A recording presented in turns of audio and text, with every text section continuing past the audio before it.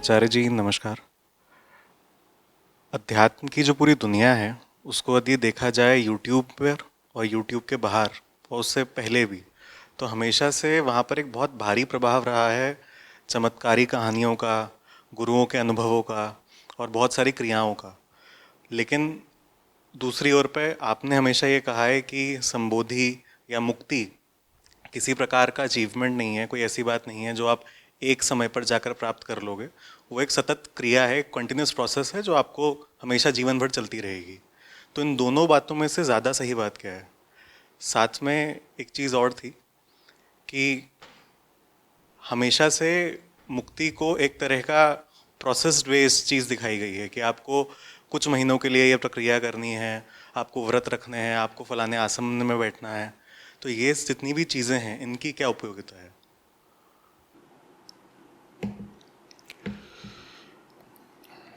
देखो,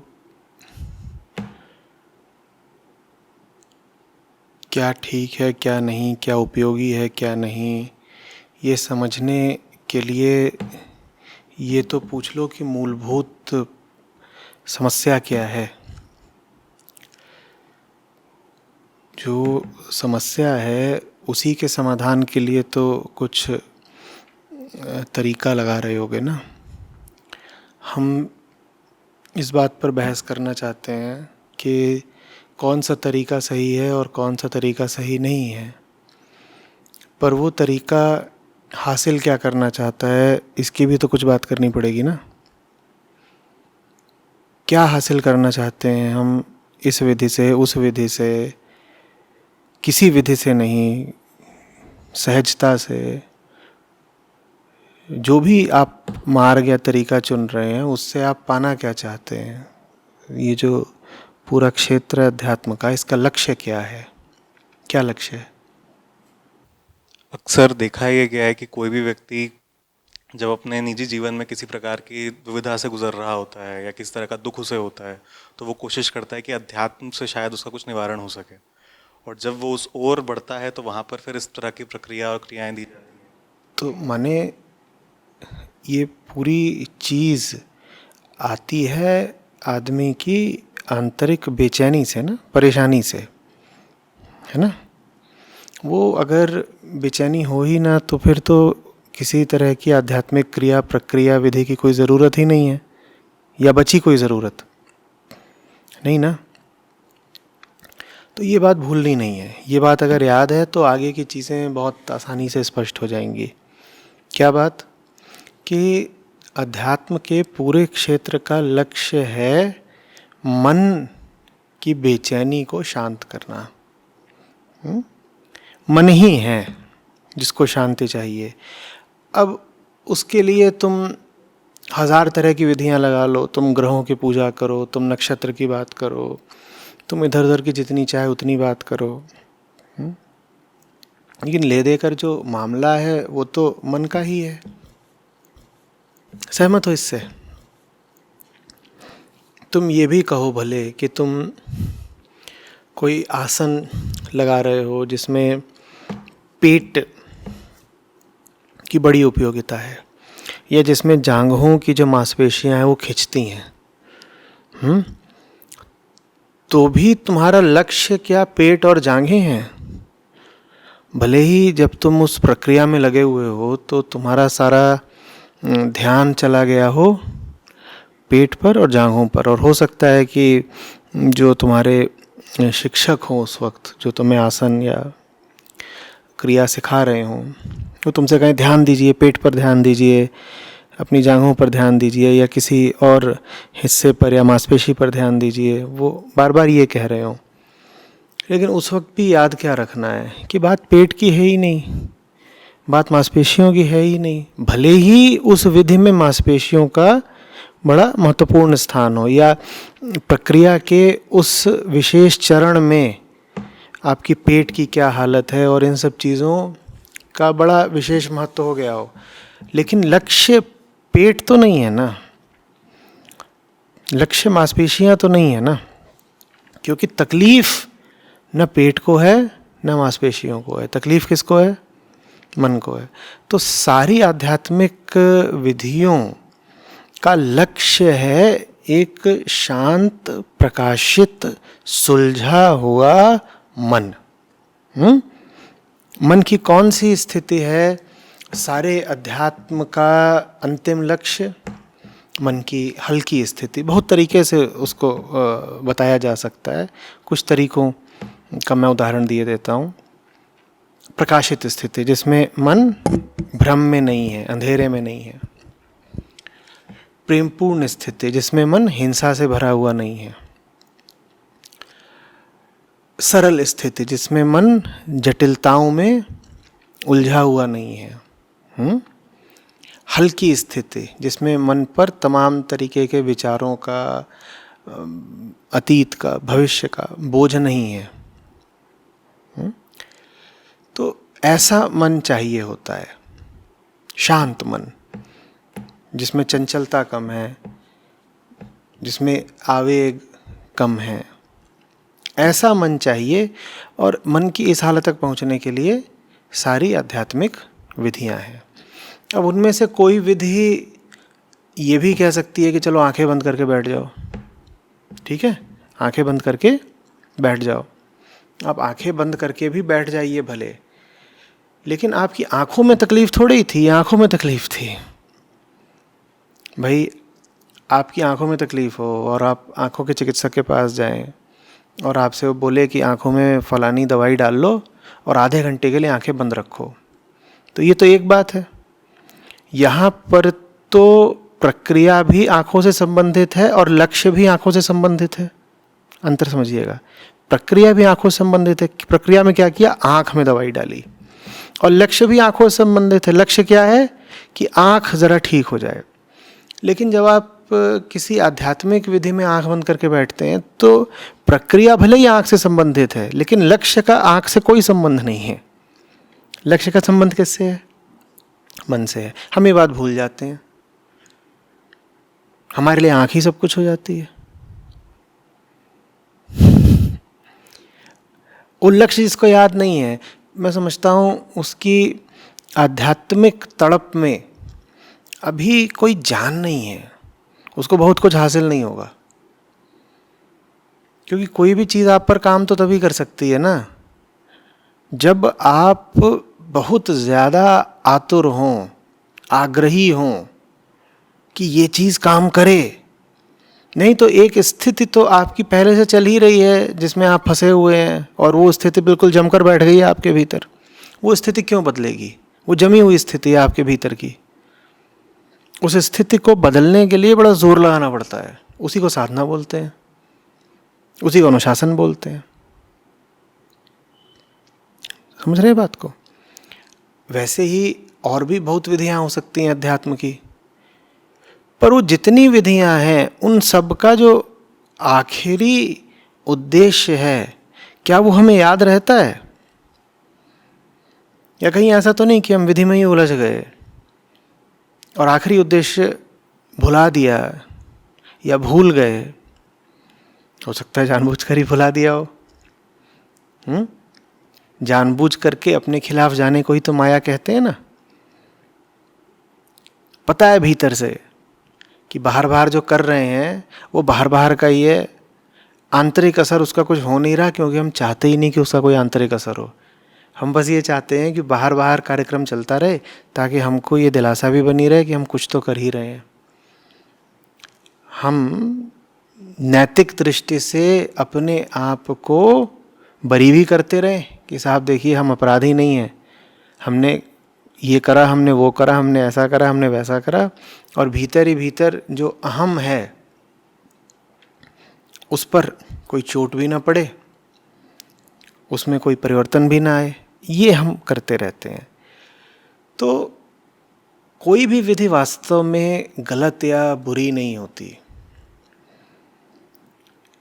और कोई एक विधि हो नहीं सकती।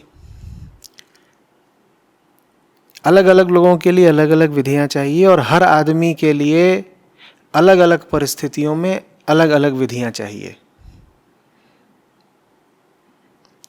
समझ रहे हो?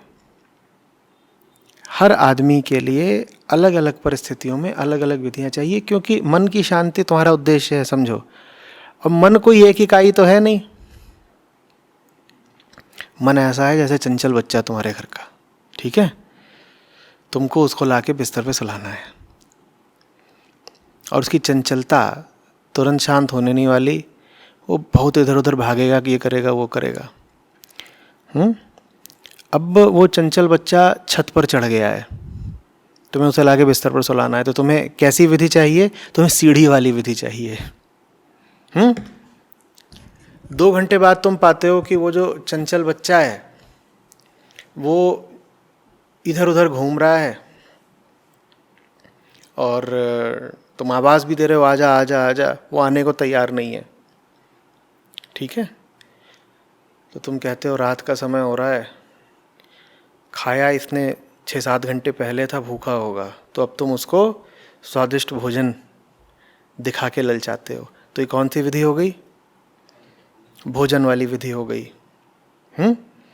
वैसे ही वो बच्चा है, वो बैठ के टीवी देख रहा है, और तुम चाहते हो जाए बिस्तर पे, लेटे, सोए, विश्राम में पहुँचे। यही तो उद्देश्य है ना अध्यात्म का, कि मन विश्राम में पहुँचे। वो टीवी देखने में लगा हुआ है। तो तुम कहते हो इसे मुझे कुछ ऐसा देना पड़ेगा जो टीवी से भी ज़्यादा आकर्षक हो इसके लिए। तो तुम उसको एक सुंदर गीत सुनाते हो। ये भजन वाली विधि हो गई। तुम कहते हो कि तो टीवी में गाने ही तो देख रहा था ना, मैं तुझे ऐसा गीत सुनाऊंगा जो टीवी के गानों पर भारी पड़ेगा, ऐसी उसमें गहराई, ऐसा सौंदर्य होगा कि टीवी भूल जाएगा। तो ये भजन वाली विधि हो गई अध्यात्म की। और तुम उसे टीवी से छुड़ा करके बिस्तर की ओर ले आए। तुम उसके बिस्तर पर बैठ करके गीत गा रहे थे, वो उठ के तुम्हारी ओर आए, उसको सुला दिया। तो मन की लगातार अलग अलग स्थितियां हैं, और हर स्थिति के लिए अलग विधि चाहिए। कोई विधि अपने आप में गलत नहीं होती है, गलत होती है उस विधि का प्रयोग करने वाले की नीयत। तुम चाहते भी हो क्या कि तुम विश्राम में पहुंचो, या विधियों का इस्तेमाल तुम बस अपने आप को धोखा देने के लिए कर रहे हो? समझ रहे हो बात को? और ये भी तो हो सकता है कि कोई विधि तुम पर सफल हो जाए, तुम्हें बिस्तर तक पहुंचा दे, और तुम कहो बस विधि का काम पूरा हो गया। विधि का क्या काम था? मुझे बिस्तर तक पहुंचाना। विधि ने तुमको मान लो बिस्तर पर पहुंचा के सुला भी दिया, इससे ज़्यादा तो बेचारी क्या करेगी? लेकिन तुम फिर उठ बैठे। नींद से उठ बैठने का भी तो हक तुम्हारे पास है ही, और फिर तुम इधर उधर घूमने लग गए। और फिर जब तुम इधर उधर घूमने लग गए तो फिर विधि लगाई गई ताकि तुम फिर बिस्तर में आ जाओ। तुमने अच्छा अपने लिए सुरक्षित चक्र बना लिया कि घूमने के मज़े लूँगा, मन इधर उधर बहकने के खूब मज़े लेगा, फिर विधि लगाएगा। विधि लगाएगा तो विश्राम में आ जाएगा, विश्राम में सोएगा, उठेगा, फिर उधर उधर घूमने निकल जाएगा, फिर विधि लगाएगा। ज़्यादातर लोग जो विधियों का इस्तेमाल करते हैं वो ऐसे ही हो जाते हैं। वो विधि में और अपने बहके हुए जीवन में एक सामंजस्य बिठा लेते हैं। वो कहते हैं बहको, फिर विधि लगाओ ताकि शांत हो जाओ। बहकने से अशांति मिलेगी, तो बहको ताकि अशांत हो जाओ। अशांति के भी तो मज़े हैं ना। अशांति में जो मज़ा आता है वो लोगों को शांति में कहाँ मिलता है। तो बहको और अशांति के मज़े लो। फिर अशांति जब बहुत बढ़ने लगे, पीड़ा ही देने लगे, तो विधि लगा लो। विधि लगा करके थोड़ा शांत हो जाओ। जब शांति मिल जाए तो फिर अशांति के लिए तैयार हो जाओ और अशांति के मज़े लो। ये ज़्यादातर लोगों की हालत है जो कि आध्यात्मिक साधना या विधियों का इस्तेमाल करते हैं। मैं इसलिए उनके विरुद्ध बोलता हूँ। और जब मैं बोलता हूँ कि सबसे सही विधि है जीवन का ईमानदार अवलोकन, तो उसका मतलब ही यही है। कोई भी चिकित्सक रोगी का इलाज बाद में करता है। रोगी का असली इलाज रोगी स्वयं करता है। रोगी ना तैयार हो तो कौन सा चिकित्सक रोगी पर सफल हो पाएगा बताओ? चिकित्सक तो बस मदद कर सकता है, असली काम तो रोगी को स्वयं करना है।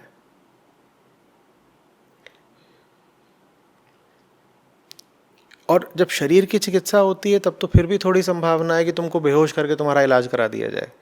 और कम से कम कुछ समय के लिए तुम ठीक हो जाओ। भले ही बेहोशी से फिर जब उठो तुम फिर अपने आप को बीमार कर लो, बीमारी में मज़ा आता होगा, लेकिन वहाँ तुम्हें कम से कम बेहोश करके तुम्हारा कुछ समय के लिए इलाज रखा जा सकता है।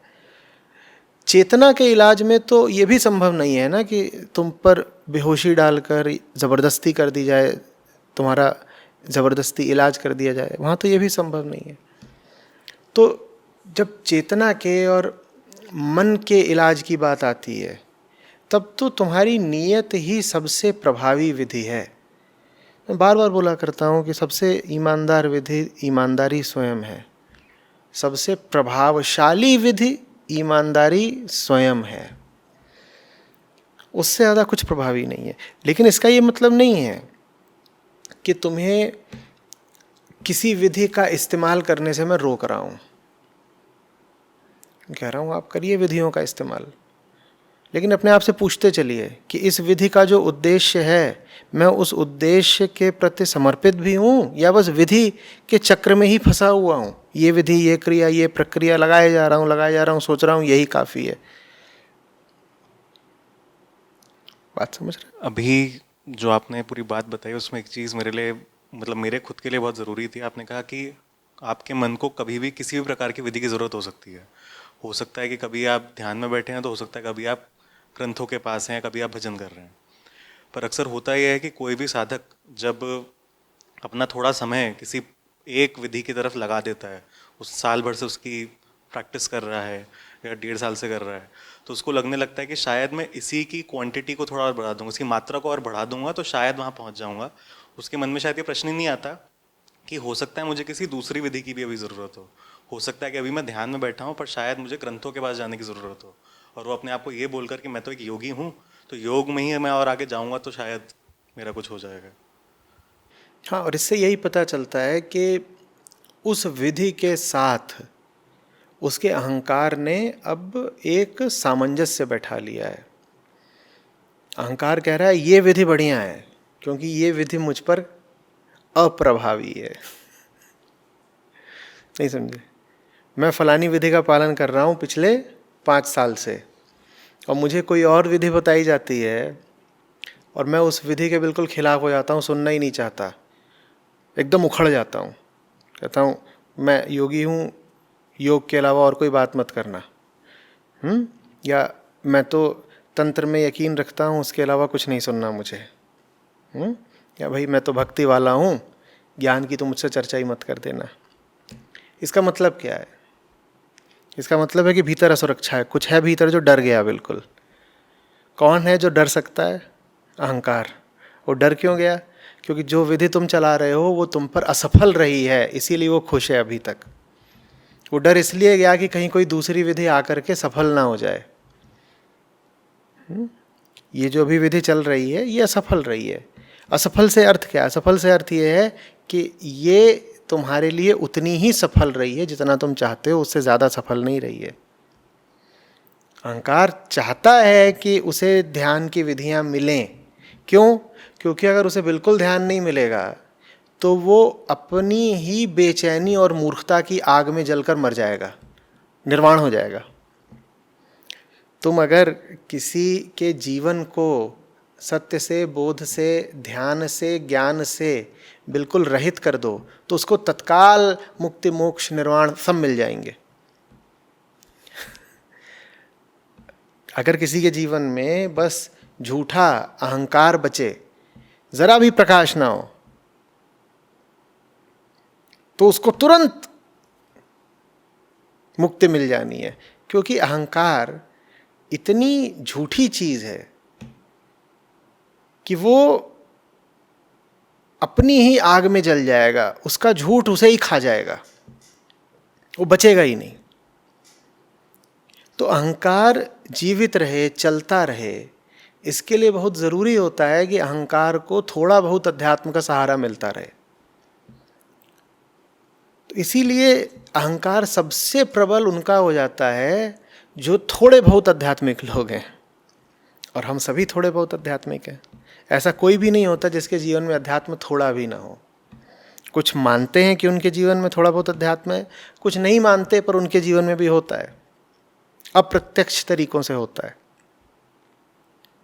वो थोड़ा सा अध्यात्म तुम्हें इसलिए नहीं चाहिए कि तुमको मुक्ति प्यारी है, वो थोड़ा सा अध्यात्म तुमको इसलिए चाहिए क्योंकि तुमको अहंकार प्यारा है। बात समझ रहे हो?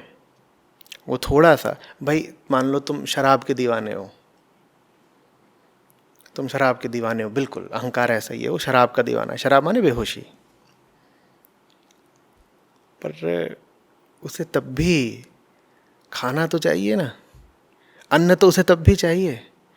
सवाल ही उठता है कि जब ये शराब का दीवाना है तो ये अन्न क्यों खाता है दिन में? कोई शराबी देखा है जो दिन में कभी अन्न का सेवन ना करे जरा भी? उसे अन्न चाहिए ताकि वो और शराब पी सके। अगर उस पर ही शर्त रख दी जाए कि तू शराबी है तो तू सिर्फ शराब पिएगा, हफ्ते भर में उसकी शराब छूट जाएगी। शराब चलती रहे इसके लिए ज़रूरी है कि उसे शराब के अलावा भी कुछ मिले। ठीक इसी तरीके से अहंकार चलता रहे इसके लिए ज़रूरी है कि अहंकार को थोड़ा थोड़ा अध्यात्म मिलता रहे। लोग शराब भी पीने बैठते हैं तो साथ में नमकीन और मूंगफली और मुर्गा और इस तरह की चीज़ें रख लेते हैं। भाई शराब पीने बैठे हो तो ये खाने पीने की चीज़ें क्यों रखी तुमने और दूसरी चीज़ें क्यों रखी हैं तुमने? वो दूसरी चीज़ें ज़रूरी है ताकि शराब चलती रहे। वैसे ही अहंकार के लिए थोड़ा सा अध्यात्म ज़रूरी है ताकि अहंकार चलता रहे। समझ में आ रही है बात?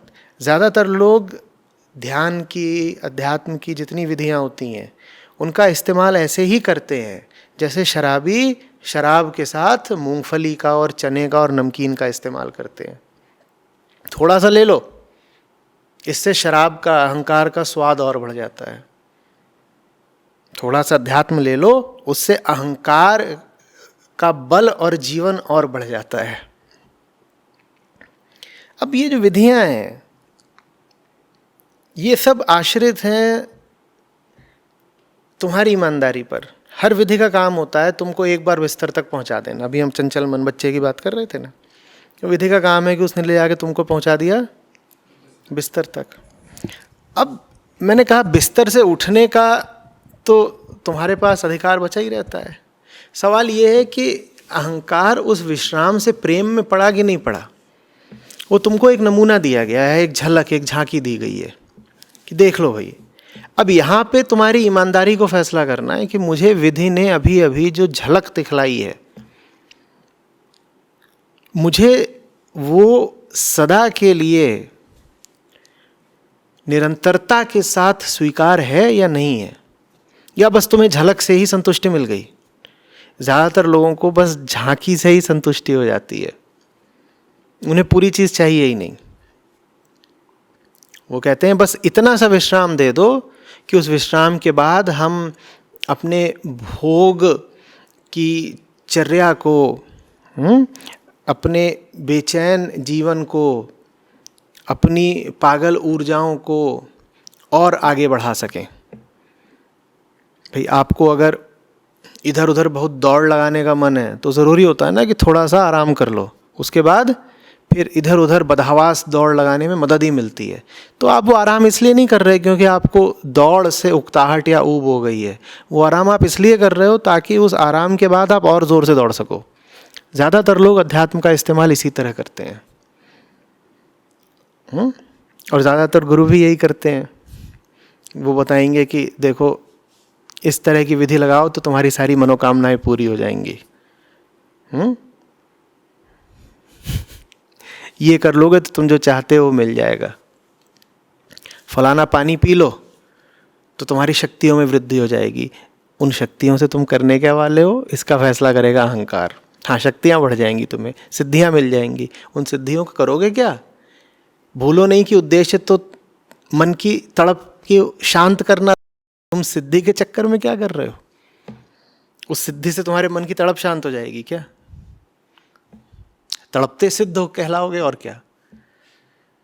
सिद्ध हो गए लेकिन अभी भी तड़प ही रहे हैं भीतर से, तो पाया क्या? समझ में आ रही है बात कुछ? सब विधियां किसी न किसी पर सफल जरूर होंगी, किसी न किसी समय। सब विधियां कभी न कभी और किसी न किसी पे सफल जरूर होंगी। लेकिन कोई भी सफलता किसी भी विधि की आखिरी नहीं होती। विधि का काम है, भूलो नहीं, तुम्हें बस झलक दिखला देना। अंततः विधि सफल होगी या नहीं होगी ये तुम पर निर्भर करता है। तुम्हें झलक दिखला दी गई एक चीज़ की, तुम कहो कि मुझे जिस चीज़ की झलक दिखाई गई है अब मुझे उसी के पास रहना है, मुझे वापस लौट कर नहीं जाना। तुम वापस लौट आओ, विधि तुम्हें रोकेगी नहीं। हाँ, विधि इतना ज़रूर कर देगी कि तुम वापस लौट आओ तो तुम्हें फिर से झलक दिखा देगी। तुम फिर वापस लौट आओ, विधि तुम्हें फिर से झलक दिखा देगी। तुम रोज़ सुबह बैठो ध्यान में, तुम्हें शांति की झलक मिल जाएगी। तुम रोज़ सुबह ध्यान में बैठने के बाद दोबारा अपने रुग्ण, बेकार, भ्रष्ट धंधों में लग जाओ, विधि थोड़ी रोकेगी तुमको। और उन भ्रष्ट धंधों में लगने के बाद दिन भर जब मन बिल्कुल काला, कड़वा, दूषित हो जाए, तुम शाम को फिर बैठ करके ध्यान कर लो, थोड़ी शांति मिल जाएगी। और जैसे ही थोड़ी शांति मिली तुम फिर अपने भ्रष्ट जीवन में डुबकी मार दो, विधि तुम्हें रोकने थोड़ी ही आएगी। विधि तो ये कहती है कि भाई तुमको झलक दिखला दी, अब तुम आगे का जीवन ऐसे जियो कि जिस चीज़ की तुम्हें झलक मिली है उससे दूर ना हो जाओ। तुम्हें शांति का थोड़ा स्वाद चखा दिया, अब तुम आगे के अपने घंटे ऐसे जियो कि शांति से दूर ना हो जाओ। तो तुम्हारी ईमानदारी ही आखिरी विधि है।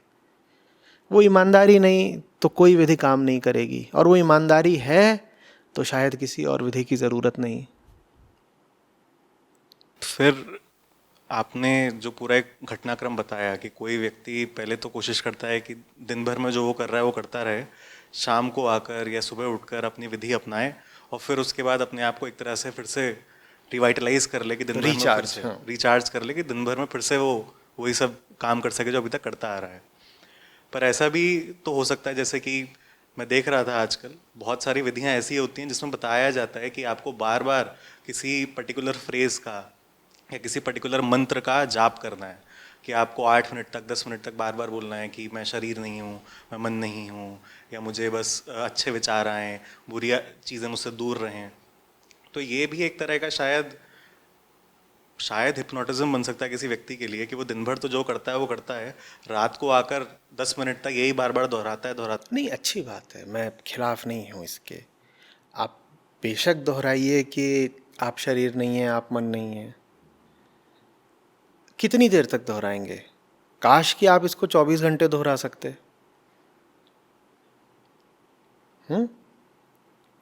आप ये सब दोहराएं और उसके बाद आपने अपने लिए निश्चित कर रखा हो कि आप ऐसे कामों में लग जाएंगे जिनमें आपको देह बनकर ही लगना है, तो ये सब दोहराने का लाभ क्या हुआ?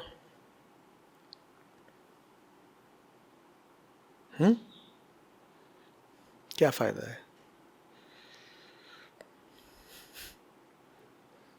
आप फिर इस जप को मौका दीजिए ना कि वो आपके पूरे जीवन पर छा जाए, आपके सब निर्णयों को संचालित करे। आप ये नहीं कर सकते कि आप विधि का इस्तेमाल कर रहे हैं, आपको विधि को अनुमति देनी होगी कि वो आपका इस्तेमाल करे।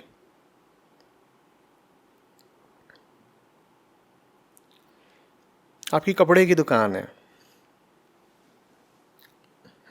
आप सुबह सुबह आधे घंटे जप करते हैं, मैं शरीर नहीं हूँ, मैं शरीर नहीं हूँ, मैं शरीर नहीं हूँ, और उस आधे घंटे के बाद आप कह रहे होते हैं आइए आइए भाभी जी आपकी दुकान है, हाँ ये पहनिए, ये पहन करके तो बिल्कुल आपका रूप कमल खिल उठेगा, क्या लग रही हैं आप, हाँ भाभी जी, और ये वाली, और ये ज़रा ये ट्राई करिएगा। तुम अगर शरीर नहीं हो तो वो जो सामने खड़ी हैं देवी जी, वो भी तो शरीर नहीं है ना, उनमें तो तुम देह भाव बढ़ा रहे हो। जब उनमें देह भाव बढ़ा रहे हो तो तुम शरीर कैसे नहीं हुए? बोलो। और जो ईमानदारी से ये मानता होगा कि वो शरीर नहीं है, वो क्या दूसरों में भी देह भाव बढ़ाना चाहेगा? उसको पता है ना फिर कि देह भाव बढ़ने से कष्ट मिलता है। उसी कष्ट की शांति के लिए तो तुम बार बार जप रहे थे ना कि मैं शरीर नहीं हूँ, मैं शरीर नहीं हूँ। अगर शरीर बने रह करके ही मस्ती होती, शांति होती, तो तुम जपते ही क्यों कि मैं शरीर नहीं हूँ? ज़रूर देह भाव में कष्ट निहित है। जब देह भाव में कष्ट निहित है तो देवी जी में देह भाव क्यों बढ़ा रहे हो? इसलिए बढ़ा रहे हो क्योंकि तुमने अपने साथ एक मजबूरी बांध रखी है। क्या? कि मैं तो कपड़े की दुकान चलाता हूँ और मुझे पैसे चाहिए।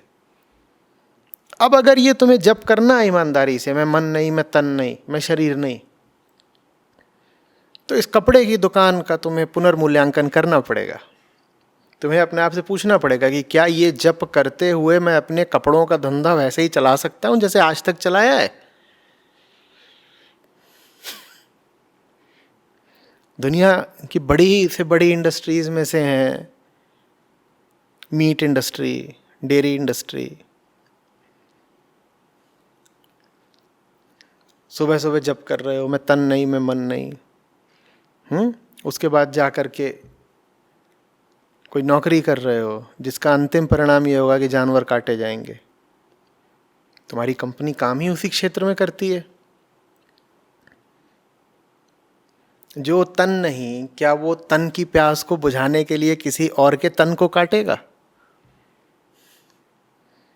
तो कीमत अदा करनी पड़ती है ना।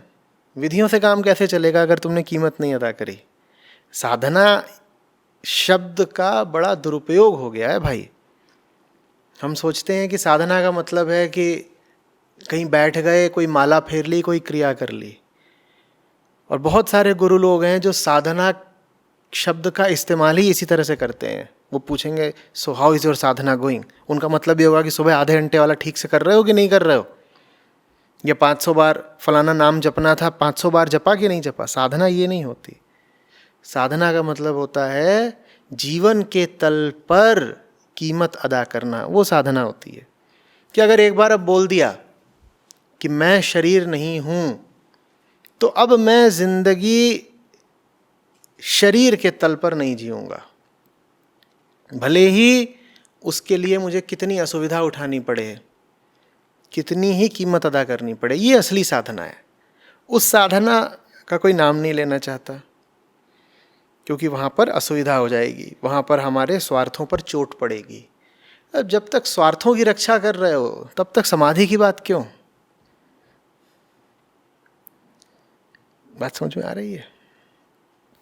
आपकी बात को जितना सुन रहा हूँ उससे बार बार मुझे ये लग रहा है कि शायद इस वक्त या इन जनरल किसी भी समय में जो विधि सबसे ज़्यादा लोकप्रिय होती जा रही है, शायद वो विधि वही है जो अहंकार पे सबसे कम काम कर पा रही है। शराब के साथ की मूंगफली।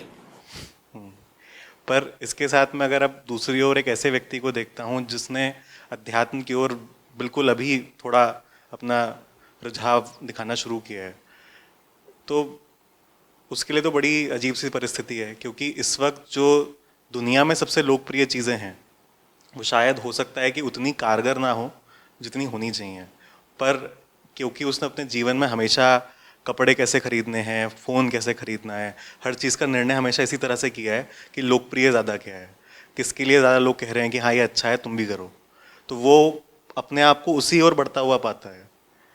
और बहुत बार फिर ये भी होता है कि उनके फिर कभी कभार मैंने देखा यूट्यूब पे कमेंट्स आते हैं कि इतने सारे लोग कहते हैं कि ये विधि काम करती है, फिर आप कैसे कह रहे हैं कि नहीं करती?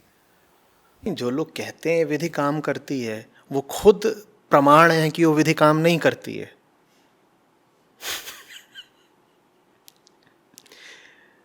एक बहुत मोटा आदमी आकर के बोले कि वजन घटाने का फलाना तरीका काम करता है, तो तुम तुरंत लिख लो, हाँ बताओ कौन सा तरीका है बताना। वो पूरा विस्तार में लिख लो, तरीका लिख लो और उसके नीचे लिख लो ये तरीका कभी नहीं इस्तेमाल करना है।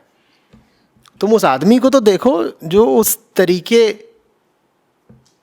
की वकालत कर रहा है। तो जो लोग कह रहे हैं फलानी विधि ने मुझ पर काम किया है,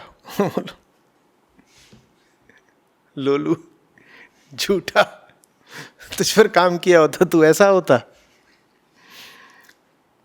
लेकिन विधि ने काम नहीं किया, फिर भी तू बहुत उत्सुक है मुझे भी ये जताने में कि विधि ने काम किया है। इसका साफ मतलब है कि तू उस विधि का इस्तेमाल अपने मजे के लिए कर रहा है। तू इतना खुश है उस विधि से कि तू दूसरों को भी उसी विधि की ओर लाना चाहता है। इस विधि के साथ तूने बिल्कुल समझौता कर लिया। ये विधि अब तेरे काम आ रही है।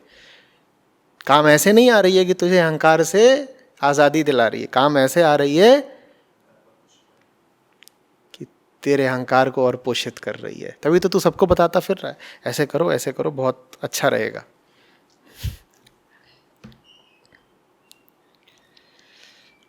समझना अच्छे से, देखो फिर से मूलभूत बात समझो, इससे बिल्कुल भ्रम हटाने में मदद मिलेगी।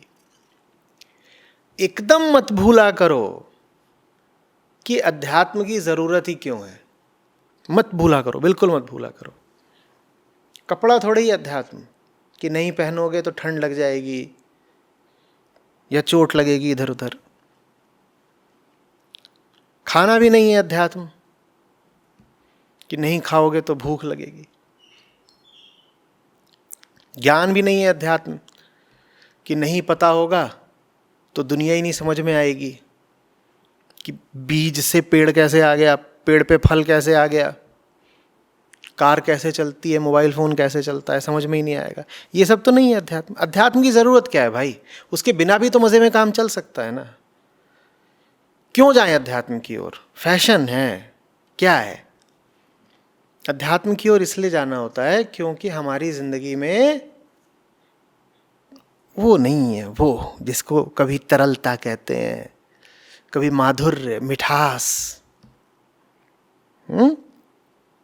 वो नहीं है। जैसे जीवन का पानी कहा जाता है, जिसे कभी जीवन का नमक कहा जाता है। एक सहजता, एक शांति, सहज अपनापन, सत्यनिष्ठा, निर्भयता, वो नहीं है। इसलिए जाना है ना अध्यात्म की ओर। अध्यात्म की ओर इसलिए थोड़ी जाना है कि देवी देवता मिल जाएंगे, स्वर्ग मिल जाए, हो जाएगा, वो हो जाएगा। क्या बात बेकार की। इस बात पर अच्छे से एकमत हो जाओ, बिल्कुल ठहर जाओ इस बात पर कि अध्यात्म की ज़रूरत इसलिए है ताकि दिमाग को शांति मिले, दिल को चैन मिले, ये जो जिंदगी में कड़वाहट घोली रहती है ये हटे। ये लक्ष्य है अध्यात्म का, ठीक है ना। अब तुम देखो कि जो लोग आध्यात्मिक हैं उनके जीवन में ये सब बातें आई हैं क्या? अगर आई हैं तो फिर वो तुम्हें जो भी सलाह वगैरह दे रहे हैं थोड़ा उनको सुनना, नहीं आई तो मत सुनना। इस तरह के जुमले आएंगे तुम्हारे सामने, आध्यात्मिक यात्रा, आध्यात्मिक विकास। लोग कहते हैं ना my spiritual journey, my spiritual development. इसका अर्थ क्या है? स्पिरिचुअल डेवलपमेंट माने क्या? डेवलपमेंट ऑफ अ सिटी होता है कि वहाँ पर इमारतें खड़ी हो गई, सड़कें आ गई, पार्क आ गए, ठीक है, ये सब। स्पिरिचुअल डेवलपमेंट क्या होता है? स्पिरिचुअल डेवलपमेंट का मतलब है कि अब तुम सच्चे आदमी हो कि नहीं हो, या अभी भी बहुत झूठे, धोखेबाज और क्रूर आदमी ही हो। ये होता है आध्यात्मिक विकास। समझ में आ रही बात? क्या तुम पर भरोसा किया जा सकता है? नहीं किया जा सकता तो आध्यात्मिक विकास नहीं हुआ। क्या तुम अभी भी किसी को कष्ट पाता देख करके चुप रह जाते हो? जहाँ सच और झूठ की बात हो रही होती है तुम अभी भी वहाँ निष्पक्ष रह जाते हो, तो अभी तुम्हारा आध्यात्मिक विकास नहीं हुआ। आध्यात्मिक विकास यही है कि इंसान एक पूरा इंसान बन पाए, और कोई मम्बो जम्बो नहीं। ऐसा नहीं कि इधर उधर तुम्हारे फूल खिलने लगेंगे। आध्यात्मिक विकास का मतलब यही है कि आदमी एक पूरा आदमी बन पाए, बस यही है आध्यात्मिक विकास कुल मिलाकर के। कोई उसमें जटिलता नहीं है। तो जब कोई अध्यात्म बहुत ज्यादा करे तो देखो कि इसके जीवन में ये सब है क्या? सत्य, करुणा, प्रेम, अहिंसा अगर हैं तो उसकी बात सुनने लायक है। और पाओ कि ये आदमी अभी धोखेबाज है, मक्कार है, झूठा है, ये तो खुद अपने ही डरों और असुरक्षाओं में अभी फंसा हुआ है, इसे तो खुद अभी ताकत की प्यास है, इसका तो मन अभी कुटिलता छोड़ ही नहीं पा रहा, तो कौन सी उसकी अभी आध्यात्मिक उन्नति हुई है? कोई आध्यात्मिक उन्नति नहीं हुई है। फिर उसकी बात सुनने से कोई मतलब नहीं, भले ही वो कितनी ही लंबी चौड़ी विधियां क्यों ना बता रहा हो। तुम्हारे सामने एक गुरुजी बैठे हैं, मान लो मैं ही हूँ, और बड़ी लंबी चौड़ी बातें, ऐसी विधि बताई, वैसी विधि बताई, और क्या विधि बताई, ये कर लो, वो कर लो, ये खाओ, ये ना खाओ, फिर शरीर को ऐसे करो, फिर सांस को ऐसे करो, फिर ये करो, फिर वो करो। तुम देखो कि जो तुमको ये बातें बता रहा है वो सरल मना है क्या? शांत सरल मन का है वो क्या? नहीं है। तो ये विधियां उसके अहंकार का ही विस्तार है। विधि उपकरण है। हर उपकरण के पीछे, हर करण के पीछे, करण माने माध्यम, एक कर्ता होता है। उस कर्ता को नहीं भूलना चाहिए। अपने ऊपर जब तुम विधि लगाते हो तो कर्ता तुम हो। इसीलिए मैं कह रहा हूं तुम्हारी ईमानदारी जरूरी है। जब तुम किसी दूसरे से कोई विधि सुनो तो सुनाने वाला कर्ता वो व्यक्ति है। उस व्यक्ति का जीवन तो देखो, पहले उसकी आंखें तो देखो। उसकी आंखों में तुम्हें अभी निर्मलता दिख रही है क्या? निर्दोष है उसकी आंखें? या उसकी आंखों में तुम्हें हिंसा, क्रूरता दिख रही है, चालाकी दिख रही है? दिख रही है तो क्यों सुनोगे कोई विधि? और याद रखना, इसमें विधि की कोई गलती नहीं है। मैं कह रहा हूं हर विधि कभी ना कभी किसी न किसी पर उपयोगी हो सकती है। विधि की कोई गलती नहीं, हर विधि कभी ना कभी उपयोगी है। आचार्य जी, जितनी भी बात आपने बताई उसके मूल में यही था कि अध्यात्म का उद्देश्य तो मन को शांत करना है, सरल करना है। आज का जो अध्यात्म है उसका उद्देश्य मन की शांति और सरलता नहीं बल्कि कुछ और ही है। और क्योंकि उद्देश्य बदल चुका है तो अब विधियाँ भी बदल गई हैं। तो इस विषय में आप क्या कहना चाहेंगे, जो नई विधियाँ निकल रही हैं? देखो, मन के साथ कुछ भी करने का एक ही उद्देश्य हो सकता है, मन को बढ़िया करना, मन को बेहतर करना। बाकी आप जो कुछ भी करना चाहते हो वो मन के क्षेत्र में आएगा ही नहीं, या मन के क्षेत्र में आएगा भी तो ऐसे आएगा कि वो मन को और संस्कारित करेगा, कंडीशन करेगा। या फिर वो आएगा तन के क्षेत्र में, या आएगा वो संसार के क्षेत्र में। आप जो कुछ भी करना चाहते हो अगर वो मन के क्षेत्र में है तो उसका एक ही सही लक्ष्य हो सकता है कि वो मन को शांत सरल करे। मन के साथ आप कुछ कर रहे हो तो उसका एक दूसरा और गलत उद्देश्य हो सकता है कि आप मन को और ज़्यादा कुटिल और संस्कारित बनाना चाहते हो। तो एक तो ये हो सकता है कि आप जो कुछ कर रहे हो वो इसलिए ताकि मन और ज़्यादा कुटिल हो जाए, और ज़्यादा कंडीशनड हो जाए। या ये हो सकता है कि आप अध्यात्म के नाम पे मन के क्षेत्र में कुछ कर ही ना रहे हो, तन के क्षेत्र में कुछ कर रहे हो। ये कह तो रहे हो कि मैं आध्यात्मिक आदमी हूं और काम सिर्फ तन पर कर रहे हो। या ये हो सकता है कि आप न मन पर काम कर रहे हो न तन पर काम कर रहे हो, आप बस संसार को प्रभावित करने के लिए काम कर रहे हो। बात समझ रहे हो? उदाहरण के लिए अध्यात्म के नाम पर आप अगर और ज़्यादा कट्टरपंथी हुए जा रहे हो और कहते हो मैं तो आध्यात्मिक आदमी हूँ और नारा लगाते हो, इस तरह के भी बहुत आध्यात्मिक लोग मिलेंगे ना। ये खूब छा रहे हैं आजकल मीडिया में और सोशल मीडिया में। ये अपने आप को आध्यात्मिक या धार्मिक बोलते हैं, और अध्यात्म और धर्म के नाम पे इन्होंने अपना मन भी खराब कर रखा है, दूसरों का मन भी खराब करते हैं। तो ये काम तो मन के क्षेत्र में ही कर रहे हैं, पर ये मन को साफ करने का नहीं काम कर रहे, ये मन को खराब करने का काम कर रहे हैं। ठीक है? अध्यात्म है मन को साफ करने का काम।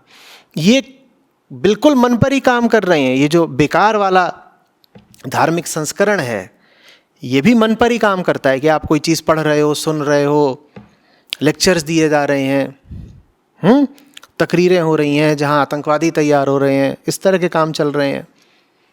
और इस तरह का साहित्य लिखा जा रहा है, छोटी छोटी किताबें और पैम्फलेट लिखे जा रहे हैं जिससे लोगों के मन में नफ़रत फैले। या सोशल मीडिया पर धर्म के नाम पर पोस्टिंग्स की जा रही हैं जिससे समाज और ज़्यादा विभाजित हो जाए, झूठ फैलाया जाए, मन खराब किया जाए। तो ये हो सकता है। या ये हो सकता है कि आप अध्यात्म के नाम पर सिर्फ तन पर काम कर रहे हो, जैसे कि जिसको आजकल आप योग बोलते हो, जिसमें मन की सुध ही नहीं ली जाती, बस तन पर काम किया जाता है। और वहाँ खुला उद्देश्य भी यही होता है कि ये करो, इससे वज़न कम हो जाएगा और ज़्यादा तुम शारीरिक रूप से आकर्षक लगोगे। कुछ तो खुलेआम कहते हैं कि योग इज सेक्सी।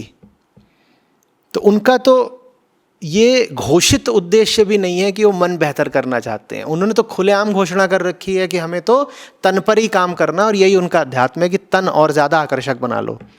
और फिर वो योग की मुद्राओं में और आसनों में अपना फोटोशूट कराते हैं। एक टांग ऊपर उठा रखी है, ये सब कर रखा है। वो सब बड़े शांत और शुद्ध तरीके से रचे हुए आसन थे जिनका दुरुपयोग किया जा रहा है। उनका दुरुपयोग कई बार तो इस हद तक किया जाता है कि वो फोटोशूट है ही इसलिए ताकि दर्शकों में कामोत्तेजना बढ़ाई जा सके कि आप योग के आसन के नाम पे अपनी इस तरह की फ़ोटो खिंचवा रहे हैं और छाप रहे हैं जिसको जो भी देखेगा उसके भीतर काम की उत्तेजना बढ़ जाएगी।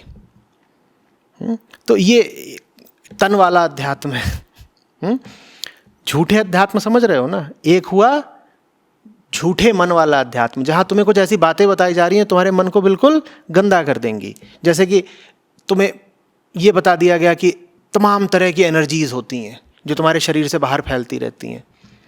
अब ये बात मन के तल पर ही की गई है, इसका वास्तव में शरीर से कोई संबंध नहीं, लेकिन इस बात ने अब तुम्हारे मन में जगह बना ली और तुम्हारे मन को ख़राब कर दिया। तुम भूल ही गए कि अध्यात्म का उद्देश्य था मन की सफाई। तुम अब इस चक्कर में लग गए कि अच्छा तो मुझसे एनर्जीज निकल रही हैं और ये हो रहा है वो हो रहा है, या तुम्हारे मन में दुनिया को लेकर के कोई दो चार झूठी बातें डाल दी गई कि ऐसा होता है वैसा होता है, प्रेतात्माएं भटकती हैं और मुर्दे ऐसे चलाए जा सकते हैं, आदमी हवा में ऐसे उड़ाया जा सकता है, और इस तरह की बातें डाल दी गई। ये मन को गंदा किया गया। अध्यात्म का काम था मन को साफ करना, ये मन को और गंदा कर दिया गया। दूसरा मैंने कहा तन वाला अध्यात्म, जिसमें मन की बात ही नहीं, सारा काम तन पर है।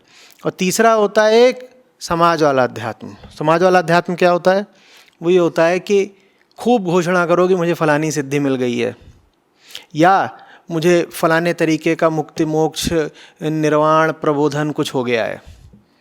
इसका ताल्लुक न तुम्हारे मन से है न तन से, इसका ताल्लुक बस दूसरों को प्रभावित करने से है ताकि दूसरों में धाक जम जाए और उससे मेरी दुकान चल जाए। खूब बताओ, बहुत घूम रहे हैं। Enlightenment is the new fad. लोग कह रहे हैं कि जब इतना आसान है एनलाइटेंड होना कि मुर्गी मारने और अंडे बेचने वाले भी एक झटके में एनलाइटेंड हो जाते हैं, तो हम क्यों नहीं हो सकते? हर मोहल्ले से एनलाइटेंड लोग निकल रहे हैं। दुनिया जितनी नर्क होती जा रही है, एनलाइटेंड लोग उतने ही बढ़ते जा रहे हैं। ये बात नहीं समझ में आती। दुनिया की जितनी आज बुरी हालत है उतनी कभी नहीं थी, और हर मोहल्ले में एनलाइटेंड लोग घूम रहे हैं और उनको पूरा विश्वास है, पूरा कॉन्फिडेंस करते हैं ना। हम कहते तुम्हें कैसे पता तुम हो? बोले हमारे गुरुजी ने बताया। तुम्हें गुरुजी की बात पे कैसे भरोसा? गुरुजी एनलाइटेंड है। ये तुम्हें कैसे भरोसा? उन्होंने खुद बोला। तो ये जो स्वघोषित एनलाइटेनमेंट का खेल चल रहा है कि कोई भी आता है और अपनी कहानी सुना जाता है, मेरा ऐसा हुआ मेरा वैसा हुआ, मैं जा रहा था, मैंने कुएं में झांक करके देखा तो मुझे अपना मुंह नहीं दिखाई दिया, मैं समझ गया मैं एनलाइटेंड हूँ। तीन चीज़ें बहुत तेज़ी से बढ़ रही हैं समाज में। एक तो नर्क, जिसका प्रमाण है मानसिक विक्षिप्तता, बीमारियां, और जिसका प्रमाण है दुनिया भर में प्रकृति पर्यावरण के साथ जो बदतमीजियां हो रही हैं। पिछले 50 साल में 70% से ज़्यादा जीव जंतु पेड़ पौधे जो इस दुनिया में थे हमने उनको ख़त्म कर दिया। जानते हो इस बात को? तुम इस बात को अपने भीतर थोड़ा बैठने दो। पिछले 50 साल में ही दुनिया से हमने 70% जीवों का सफाया कर दिया है। हम ऐसे भयानक नर्क काल में जी रहे हैं। एक ये चीज़ कि जिसको देखो वही एनलाइटेंड हुआ जा रहा है, और तीसरी चीज़ नशा बहुत बढ़ रहा है। मुझे ख़ास तौर पर दूसरी और तीसरी चीज़ में बड़ा गहरा संबंध दिखाई देता है। गांजे, धतूरे, अफीम, कोकीन के इस्तेमाल का बढ़ना और लोगों को ये लगना कि वो एनलाइटेंड है, इन दोनों में बहुत गहरा संबंध है आपस में। जो ही ज़्यादा धतूरा मार लेता है उसी को लगने लगता है मैं एनलाइटेंड हूँ, मेरा सूक्ष्म शरीर मेरे स्थूल शरीर से बाहर निकल के घूम रहा है। ये एनलाइटनमेंट का नहीं, नशे का लक्षण है, या फिर बहुत गहरे झूठ और कपट और कुटिलता का लक्षण है। या तो आप नशे में हो या फिर आप जबरदस्त रूप से कुटिल आदमी हो।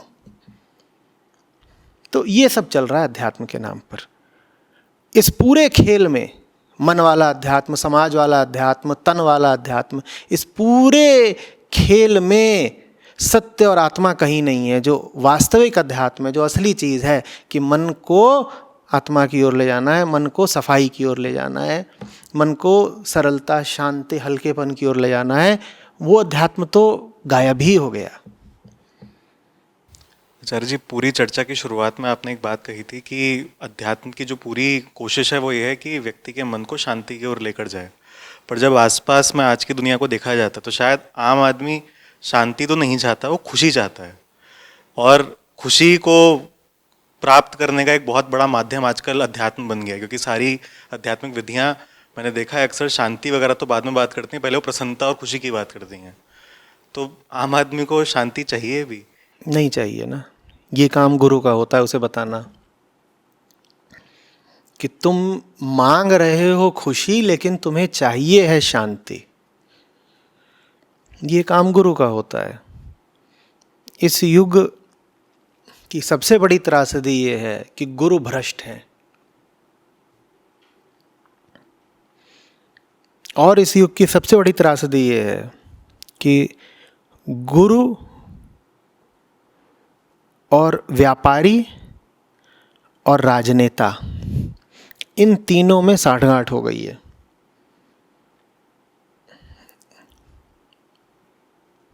ऐसा पहले कम हुआ था। धर्म और राजनीति तो अतीत में भी हुआ है कि आपस में गुथ गए थे, इन्होंने आपस में एक भ्रष्ट समझौता कर लिया था। पर अभी जो नई चीज़ हुई है वो ये है कि गुरु में, बाजार में और राजनीति में एक त्रिपक्षीय समझौता हो गया है। ये तीनों अभी एक हैं। बाजार भी चाहती है कि तुम शांति नहीं खुशी मांगो। राजनेता भी चाहता है कि तुम झूठों में और व्यर्थ उत्तेजना में जियो। उसका तो काम ही है उन्माद भड़काना। देखते नहीं हो राजनेता कितना उन्माद भड़काते हैं। जितने दंगे राजनेता करवाते हैं उतने और कौन करवाता है। और दंगों से किसी को नुकसान होता हो तो हो, नेताओं को ज़रूर फ़ायदा होता है। बाजार चाहती है कि तुम खुशी की तलाश में रहो। राजनीति चाहती है कि तुम सच और शांति से दूर रहो। और गुरु तुमको शांति और सच देने की जगह जब खुशी देने लग जाए तो समझ लो कि गुरु भी बाजार का और राजनीति का एजेंट हो गया।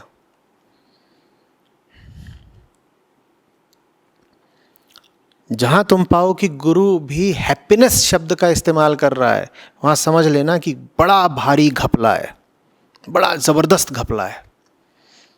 क्योंकि यही हैप्पीनेस तो मॉल भी बेच रहा है ना, शॉपिंग मॉल।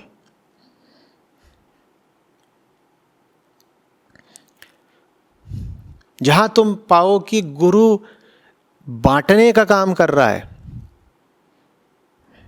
एक पक्ष को दूसरे पक्ष के खिलाफ खड़ा करने का काम कर रहा है, तो तुम समझ लेना कि ये गुरु अब राजनेता का गुलाम है या इसने राजनेता के साथ करार कर रखा है।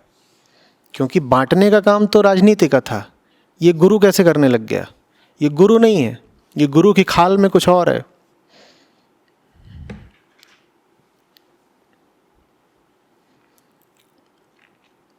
हमेशा ऐसा रहा है कि अध्यात्म बाजार को थोड़ा संतुलित करके रखता था, बाजार को उसकी सीमाओं में रखता था। बाजार से मतलब है मेरा भोग की वृत्ति, आदमी की भोग की वृत्ति। ठीक है ना? आदमी तो चाहता ही है कि बाजार की चीज़ें, वस्तुओं का और ज़्यादा भोग करता रहे।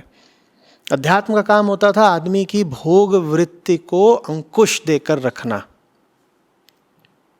पर जब तुम पाओ कि गुरु खुद भोग का एक चलता फिरता विज्ञापन है, तो समझ लो कि अब ये गुरु नहीं है,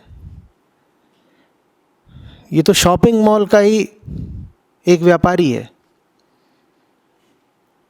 बाजार तो चाहती ही है कि तुम भूले रहो कि तुम वास्तव में कौन हो। बाजार तो चाहती ही है कि तुम अपने आप को तन समझो और मन समझो, क्योंकि तन और मन से संबंधित चीज़ें ही बेची जा सकती हैं। तुमने अगर जान लिया कि तुम पूर्ण हो, प्रकाश हो, सत्य हो, आत्मा हो, तो तुम्हें क्या बेचा जाएगा? तुम खरीदोगे क्या? तो बाजार तो चाहती ही है ना कि तुम में देह भाव रहे, तुम में 50 तरीके की हीनताओं का भाव रहे। गुरु का काम था तुम्हारे भीतर से इन सब हीनताओं को हटाकर रखना। गुरु का काम था तुमको बाजार से थोड़ा बचा कर रखना। गुरु खुद बाजारू हो गया हो। गुरु खुद कपड़ों का और कारों का और बाइकों का और हेलीकॉप्टर्स का और भोग का चलता फिरता विज्ञापन हो, तो क्या करोगे? मैं आम आदमी को बहुत दोष देता हूँ, पर फिर ये भी सोचता हूँ और कितना दोष दूँ, क्योंकि वो बेचारा तो आम आदमी ही है ना। वो नहीं जानता वास्तव में कि खुशी से शांति नहीं मिलती, तो वो खुशी के पीछे पीछे भागता है। कोई चाहिए उसको ये बताने के लिए कि खुशी से तुझे वो नहीं मिलेगा जो तू वास्तव में चाहता है। और जिस पर दारोमदार था, उत्तरदायित्व था ये बताने का आम आदमी को, उसने ये बताने की जगह बिल्कुल उल्टी सीख दे दी। तब क्या करेगा आम आदमी?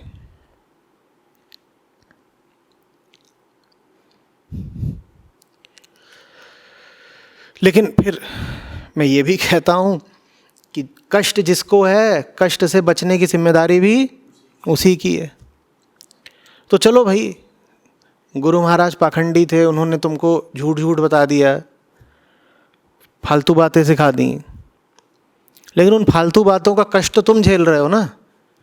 एक बार दो बार किसी ने तुमको मूर्ख बना दिया, अब तो चेत जाओ। अगर तुम मूर्ख बने ही जा रहे हो, तो फिर तो जिम्मेदारी तुम्हारी है। लेकिन कहीं ना कहीं आज के समय में आम आदमी के मन में ये बात बहुत गहरी बैठ गई है कि शायद बिना आसन जमाए, बिना कुछ ऐसा करे कि कुछ मंत्र का जाप करे, कुछ भी करे, बात नहीं बनेगी। तो बहुत बार होता है कि लोग बोलते हैं कि आचार्य जी बात तो अच्छी कर रहे हैं, पर सिर्फ बात से क्या होगा?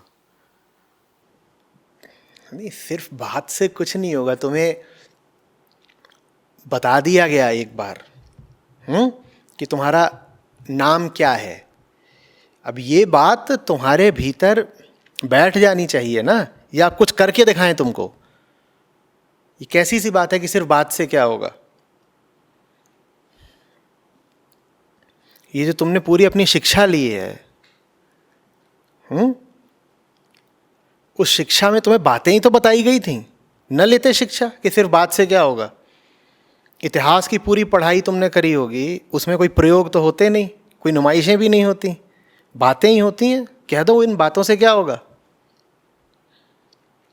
फिर तो साहित्य भी नहीं रचा जाएगा, उसमें तो बातें ही बातें हैं। बातों से क्या होगा?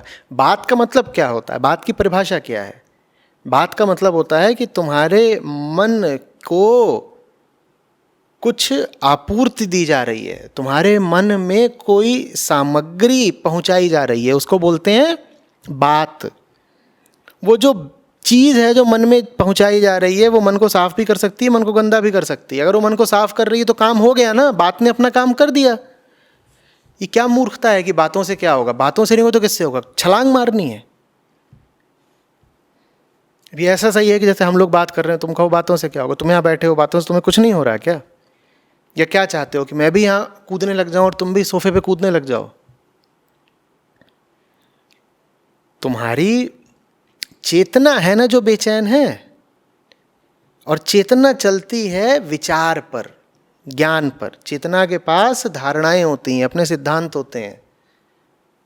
चेतना के पास, उदाहरण के लिए, ये मोबाइल फ़ोन या ये मेज़ नहीं होगी। चेतना के पास ये विचार है कि मेरे पास मोबाइल फ़ोन है या मेरे पास मेज़ है। तो चेतना में तो बातें ही होती हैं ना। ये मेज़ वस्तु हो सकती है, पर चेतना के पास ये मेज़ नहीं है। चेतना के पास एक बात है। क्या बात है? ये मेज़ मेरी है। तो हम बातों में ही जीते हैं भाई। कौन कहता है कि बातों से कुछ नहीं होता? तुम्हारी चेतना कि पूरी सामग्री, the entire content of your consciousness which is consciousness itself, वो बातें ही हैं सारी। हम बातों में ही तो जीते हैं। अच्छा एक बात बताओ, बात ही पूछ रहा हूँ, तुम्हारे अभी सर पे एक हथौड़ा मारा जाए और तुम सारी पुरानी बातें भूल जाओ, तो मैं कहूँगा हुआ क्या? बातें ही तो भूल गए हो। बातों से क्या हो रहा था? बातें ही तो भूले हो। उसके बाद तुम्हारी पत्नी तुम्हारे सामने खड़ी होगी, तुम भूल गए उसको, वो आके बोलेगी देखिए ये मुझे भूल गए, मैं कहूँगा तुम्हें नहीं भूल गए, वो तो एक बात भूल गए हैं। तुम बातों में ही जीते हो भाई। तुम्हारी पत्नी भी एक बात है बस, और तुम्हारे दिमाग से वो बात अगर निकल गई तो तुम नहीं रहे, फिर तुम कुछ और हो गए। स्वयं तुम्हारा अस्तित्व भी बस एक बात ही तो है ना, मैं हूं, ये क्या है? एक बात ही तो है। और जब तुम गहरी नींद में हो तो मैं हूं ये बात भी भूल जाते हो। और अगर तुम उसी गहरी नींद में जरा लंबे हो जाओ, कोमा में ही चले जाओ, तो तुम्हारा अस्तित्व ही स्थगित हो जाता है। तुम्हारा होना ही जैसे रुक गया, अब तुम हो ही नहीं। तो बात है तो तुम हो, बात नहीं है तो तुम हो ही नहीं। तो कौन कह रहा है कि बातों से क्या होगा? बातें ही तो हम हैं। मेरी हस्ती ही एक बात भर है, और क्या है? मेरा पूरा संसार ही एक बात भर है, और क्या है? तो बातों से ही होना है वो बात। लेकिन तुम समझो, वो बात जब तुम समझना नहीं चाहते तो तुम फिर इधर उधर के आडंबर करते हो, ये कर लूँगा, वो कर लूँगा, फलाने कुंड में कंसेंट्रेटेड वाटर है, 2000 रुपये का 50 ग्राम मिलता है, वो खरीदूँगा। तुम ये सब करते हो क्यों? क्योंकि कुल मिलाकर के जो बात है वो तुम्हें समझनी नहीं है। आखिरी चीज़ बात ही है। जो लोग कहते हैं ना कि शब्दों से क्या होगा, उनको समझाओ कि आखिरी चीज़ शब्द ही है, क्योंकि चेतना चलती है शब्दों और विचारों पर। और विचार माने बात, विचार माने शब्द। विचार ही तो खराब है ना, तो बात ही है असली चीज। और ये खूब चलता है, कहते हैं बात बस करते हैं, अनुभव तो कराते नहीं। पगले, बात का अनुभव नहीं हो रहा क्या? बात का अनुभव नहीं हो रहा क्या? कोई तुमसे चिल्ला के बोले अरे सांप, तो पसीने क्यों छूट जाते हैं, हवाइयां क्यों तैर जाती हैं? किस चीज का अनुभव हुआ? सांप का अनुभव हुआ। सांप ने डसा तुम्हें? सांप ने तो डसा नहीं, सांप तो बहुत पीछे है। तो ये बात सुन करके तुम्हारा पूरा चेहरा क्यों बदल गया? क्योंकि बात ही सब कुछ है। और समझो, अगर बात नहीं है तो सांप से भी तुम्हें कोई फर्क नहीं पड़ेगा। तुम सो रहे हो, सांप तुम्हारे ऊपर से लौट के चला गया, बात नहीं हुई ना, विचार नहीं आया सांप का, कोई फर्क पड़ा तुमको? तुम जगे हुए हो, जब जगे हो तो तुम्हें विचार आ सकता है, जब जगे हो तो तुम्हें विचार आ सकता है। बात माने विचार, बात माने शब्द, शब्द बन जाता है विचार। जब तुम जगे हो तब सांप तुमसे बहुत दूर है, मान लो बहुत दूर है, अभी बहुत दूर है, कोई चिल्ला दे सांप तो तुम्हारा चेहरा पड़ जाता है लाल, ठीक? जबकि सांप अभी दूर है। बस बात मिली है तुम्हें, सांप नहीं मिला, सांप तो दूर है। लेकिन इस बात भर ने देखो तुम्हें क्या कर डाला। इससे क्या सिद्ध होता है कि तुम बात में ही जीते हो। हर व्यक्ति बात में ही जीता है, क्योंकि चेतना माने विचार, ठीक है? और अगर तुम सो रहे हो और सांप बिल्कुल आकर के तुम्हारे पर लौट के चला गया, तब भी तुम्हें कुछ नहीं होगा, क्योंकि बात नहीं हुई, विचार ही नहीं आया। तो विचारों को ही तो शुद्ध करना है। विचार ही तो असली समस्या है। जब तुम कहते हो चिंता में रहता हूं, परेशान हूं, तो इससे तुम्हारा क्या तात्पर्य है? तुम्हारे घुटने में दर्द है, तुम्हारी नाक में दर्द है, तुम्हारा कान बह रहा है। जब तुम कहते हो कि मैं आया हूं और मैं परेशान हूं, इस बात से क्या आशय है तुम्हारा? कि मन में उल्टे पुल्टे विचार चलते रहते हैं, यही तो तुम्हारा आशय है ना। तो मूल समस्या क्या है? विचार। और विचार माने मन में गलत बात चल रही है। अध्यात्म का काम है उस गलत बात की पूरी जांच पड़ताल करके दिखा देना तुमको कि वो बात गलत ही है, तुम्हारे लिए ठीक नहीं है, ताकि तुम गलत बात, सही बात, हर बात से मुक्त हो जाओ। तुम्हारे मन में भरी है गलत बात, अध्यात्म तुम्हें देता है सही बात। वो जो सही बात है वो ऐसी होती है कि गलत बात को तो काटती ही है और फिर स्वयं भी विलुप्त हो जाती है। ये अध्यात्म का काम है। तो आइंदा से कोई ऐसी नासमझी की बात ना करे कि बातों से क्या होगा, अनुभव कराओ। अनुभव, वो अनुभव भी एक बात ही है और कुछ नहीं है। अंततः जब बात ही होनी है तो सीधे सीधे बात कर लो ना। ये अनुभव क्या कर रहे हो? बेकार की बात। और इतना ही नहीं, जब तुम बोलते हो कि अनुभव कराओ तो ये भी समझो अच्छे से कि अनुभव जिसको होता है वो स्वयं एक बात है। ये जो अनुभोक्ता है ना, जो अनुभव करता है, वो कौन है? बताओ कहाँ है तुम्हारे शरीर में वो जो अनुभव करता है? वो भी चेतना का एक बिंदु ही है जो अनुभव करता है, वो भी एक बात मात्र है। तो क्यों ना उसी की बात करें। वो जो सब बातों में इतनी रुचि लेता है, वो जो अनुभव की बात में इतनी रुचि लेता है, मैं क्यों ना उसी की बात कर लूं? तो ये मूर्खतापूर्ण है कहना कि बातों से क्या होगा, सामने बैठिए, अनुभव कराइए, ये कराइए, वो कराइए। क्या सर्कस चल रहा है क्या? अनुभव कराइए, हाँ? जमूरा बनना है कि कुछ अनुभव हो, ये हो, वो हो। भूलो नहीं कि मूल समस्या क्या है, ये बिल्कुल मत भूला करो। मूल समस्या है चेतना का उपद्रव, और उपद्रव होता है हमेशा विचारों में। उन्हीं विचारों में तब्दीली लानी है, अंततः तुमको निर्विचार की तरफ ले जाना है। ये अध्यात्म का लक्ष्य है। आ रही बात समझ में? बातों से और ज्ञान से जी चुराने के कारण ही फिर ग्रंथों को नहीं पढ़ते हैं। इसीलिए नहीं पढ़ते हैं, ग्रंथों को पढ़ते नहीं हैं। इसलिए भी क्योंकि ग्रंथों को पढ़ लिया तो वो अध्यात्म नहीं चला पाओगे जो तुम चला रहे हो। वर्तमान समय में जो अध्यात्म की दुर्दशा है उसका एक बड़ा कारण ये भी है कि ग्रंथों का बड़ा अपमान कर दिया गया है। आम जनता के द्वारा तो किया ही गया है, तथाकथित गुरुओं के द्वारा धर्म ग्रंथों का बड़ा अपमान चल रहा है। अभी कुछ ही दिन पहले किसी ने टिप्पणी लिख करके भेजी। उन्होंने कोई प्रश्न किया था, उस प्रश्न के उत्तर में मैंने श्री कृष्ण के निष्काम कर्म योग का उदाहरण देते हुए समझाया।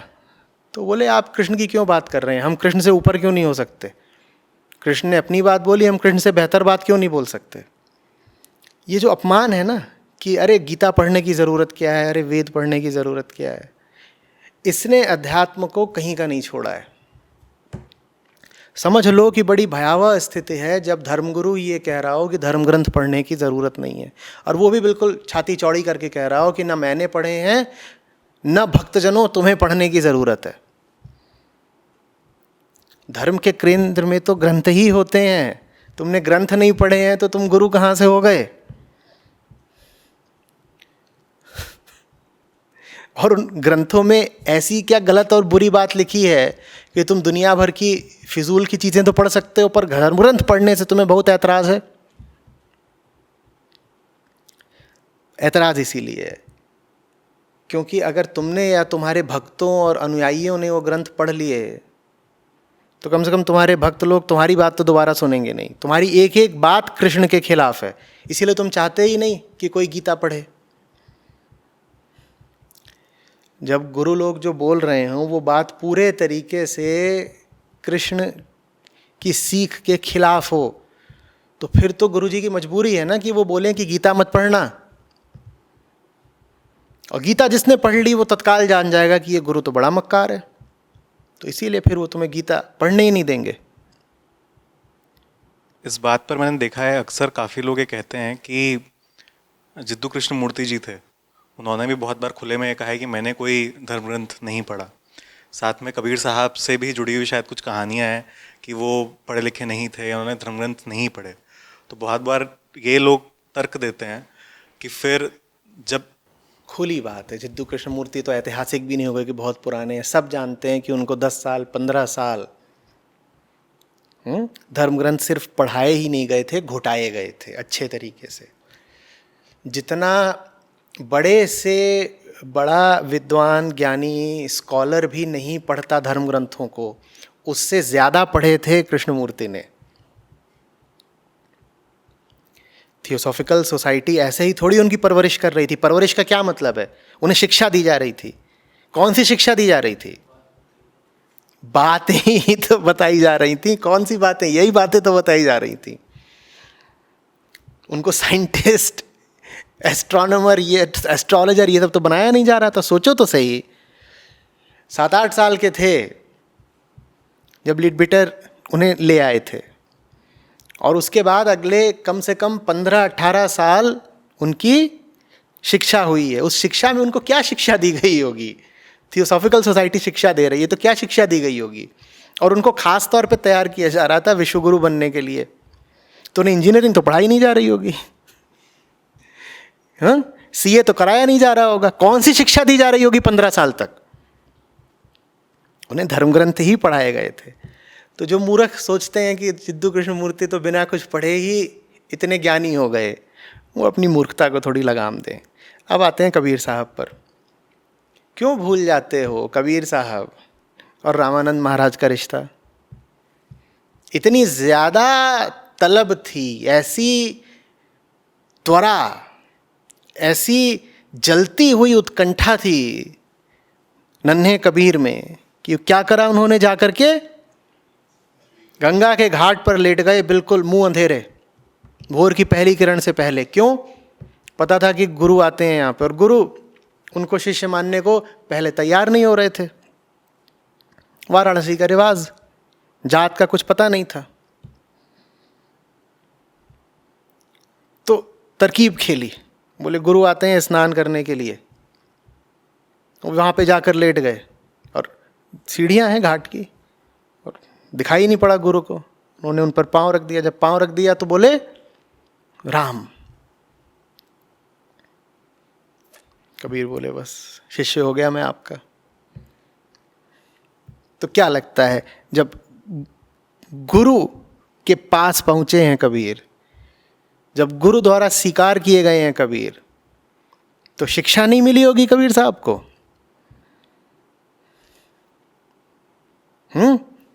इंगला पिंगला सुखमन नारी जब बोलते हैं तो तुम्हें क्या लग रहा है, ये ऐसे बाजार में उन्होंने ये सब बातें सुन ली थी?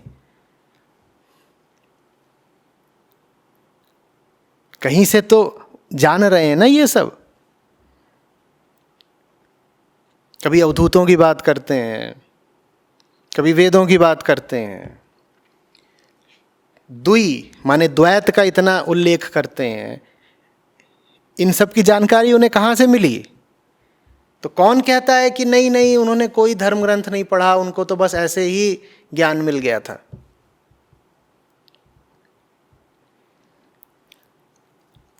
अक्सर उनका एक दोहा है, उसका हवाला दिया जाता है, जिसमें वो कह रहे हैं कि मैंने कभी भी कागज़ और स्याही छुआ नहीं है।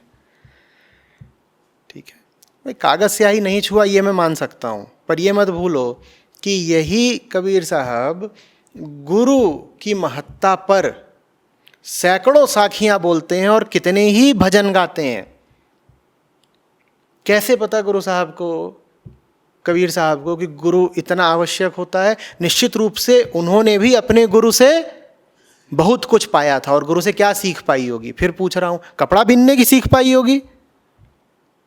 अगर कबीर साहब गुरु की महत्ता में इतनी साखियाँ, इतने भजन गाते हैं, तो इसका मतलब स्वयं भी उन्हें अपने गुरु से बहुत मिला है।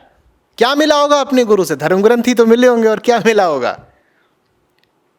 पर नहीं, हमारे अहंकार को बहुत रुचता है ये कहना कि नहीं, जब उनके पास गुरु नहीं थे और उन्होंने कोई ग्रंथ नहीं पढ़ा तो हम ग्रंथ क्यों पढ़ें? उन्होंने सब पढ़ा है बाबा, कौन कह रहा है नहीं पढ़ा? हाँ, आजकल के जो मक्कार गुरु हैं इन्होंने ज़रूर कोई ग्रंथ नहीं पढ़ा। ये अगर कहेंगे भी कि इन्होंने पढ़ा है तो मैं कहूँगा कि तुमसे पढ़ा जाएगा ही नहीं। ज़्यादातर जो प्रचलित गुरु हैं उन सबको बैठा दो, उन सबको बैठा दो, उन सब ने कुल मिलाकर के अगर 4 किताबें पढ़ी हो तो बहुत बड़ी बात है। उन जैसे 8-10 को बैठा दो, उनने कुल 4 किताबें अगर पढ़ी हो ज़िंदगी में, कोई भी 4 किताबें, तो बहुत बड़ी बात है। मैं नहीं कह रहा कि उन्होंने कोई धर्म ग्रंथ ही पढ़ा हो, उन्होंने इतिहास, भूगोल, विज्ञान, कहीं कोई किताब पढ़ी हो। ये वो हैं जिन्होंने कभी कुछ नहीं पढ़ा, कुछ नहीं जानते। और यही इनकी ताकत है कि ये कुछ नहीं जानते, क्योंकि जो आदमी थोड़ा भी जानता है ना, उसके भीतर लज्जा उठती है कि मैं कितना कम जानता हूँ। जो थोड़ा जानता है उसको इतना तो पता होता है ना कि मैं थोड़ा जानता हूँ। जो कुछ नहीं जानता होता है वो बिल्कुल निर्लज्ज और निरंकुश हो जाता है। वो फिर बहुत धूम मचाता है, वो इतनी धूम मचाता है कि बोल देता है कि वेद गीता बेकार।